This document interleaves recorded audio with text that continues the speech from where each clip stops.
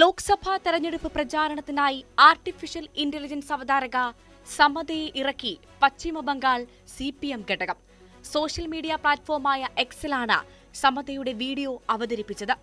ബംഗാളി ഭാഷയിൽ സംസാരിച്ച സമത എല്ലാവർക്കും ഹോളി ആശംസകൾ നേർന്നു.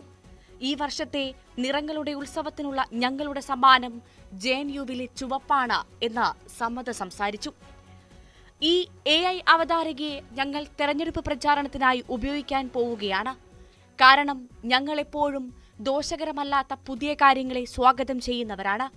ജാവത്പൂരിലെ ഇടതു സ്ഥാനാർത്ഥി ശ്രീജൻ ഭട്ടാചാര്യ പറഞ്ഞത് ഇങ്ങനെയായിരുന്നു. അതേസമയം BJP നേതാവ് തഥാഗത റോയ് CPM നീക്കത്തെ വിമർശിച്ച് രംഗത്തെത്തി. 1980കളിൽ കമ്പ്യൂട്ടർ പഠനത്തെ എതിർത്തിരുന്ന CPM സാങ്കേതികവിദ്യയെ ആശ്ലേഷിക്കുന്നതിലെ വിരോധാഭാസം ഉയർത്തിക്കാട്ടിയായിരുന്നു വിമർശനം. എന്നാൽ CPM ഒരിക്കലും കമ്പ്യൂട്ടർ കൊണ്ടുവരുന്നതിന് എതിരായിരുന്നില്ലെന്ന് ശ്രീജൻ ഭട്ടാചാര്യ പറഞ്ഞു. പക്ഷേ കമ്പ്യൂട്ടർ കൊണ്ടുവന്നത് CPM ആഗ്രഹിച്ച രീതിയിലല്ല. അത് വൻതോതിൽ തൊഴിലില്ലായ്മയിലേക്ക് നയിക്കുന്നതായിരുന്നു. അത് CPM ആഗ്രഹിക്കുന്നില്ല. തഥാഗത റോയ് എന്ത് വിചാരിച്ചാലും കുഴപ്പമില്ല എന്നും അദ്ദേഹം പറഞ്ഞു. ബംഗാളിലെ 42 ലോക്സഭാ സീറ്റുകളിലേക്കുള്ള 21 സ്ഥാനാർത്ഥികളെ CPM പ്രഖ്യാപിച്ചിരുന്നു. ഏപ്രിൽ 19 മുതൽ ജൂൺ 1 വരെ 7 ഘട്ടങ്ങളിലായാണ് ബംഗാളിൽ ലോക്സഭാ തെരഞ്ഞെടുപ്പ് നടക്കുന്നത്.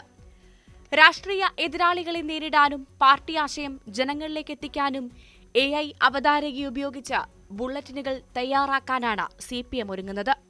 സമത എന്ന AI അവതാരകയെ അവതരിപ്പിച്ച 12 മണിക്കൂറിനുള്ളിൽ 3.5K റിവ്യൂസാണ് ലഭിച്ചത്. തിങ്കളാഴ്ച മുതൽ CPMന്റെ ഫേസ്ബുക്ക് പേജിലും യൂട്യൂബ് ചാനലിലും സമത നിറഞ്ഞു നിൽക്കുകയാണ്. ഫോക്കസ് ഓൺ ബംഗാൾ എന്ന് പേരിട്ടിരിക്കുന്ന പ്രോഗ്രാമുമായി സമത ആഴ്ചയിൽ 2 തവണ സോഷ്യൽ മീഡിയ ഹാൻഡിലെത്തും. ആദ്യം ഇംഗ്ലീഷിലായിരിക്കും വാർത്തകൾ. വൈകാതെ ഹിന്ദിയിലും വാർത്ത അവതരിപ്പിക്കുമെന്ന് CPM IT സെൽ വ്യക്തമാക്കി. AI അവതാരക ഗ്രൗണ്ടിൽ നിന്നുള്ള വസ്തുതകളായിരിക്കും അവതരിപ്പിക്കുക.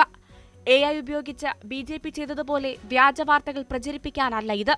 പ്രൊജക്ട് അവതരിപ്പിച്ച വിഭാഗത്തിലെ അംഗമായിരുന്ന മുതിർന്ന CPM നേതാവ് സാമിക് ലാഹിരി എക്കണോമിക് ടൈംസിനോട് പറഞ്ഞതിങ്ങനെയായിരുന്നു. ഇതിനിടെ വിഷയത്തിൽ CPMനെ വിമർശിച്ച തൃണമൂൽ കോൺഗ്രസും രംഗത്ത് വന്നു. ഇത്തരം തീരുമാനം CPMന് ചേർന്നതല്ല. കമ്പ്യൂട്ടർ അടച്ചുപൂട്ടിയവരും 6ാം ക്ലാസ് വരെ ഇംഗ്ലീഷ് പഠിക്കുന്നത് നിർത്തിയവരും ഇന്ന് ഇത്തരം തീരുമാനങ്ങൾ എടുക്കുന്നു. തൃണമൂൽ കോൺഗ്രസ് MPയും വക്താവുമായ സന്തനൂസൻ പറഞ്ഞു.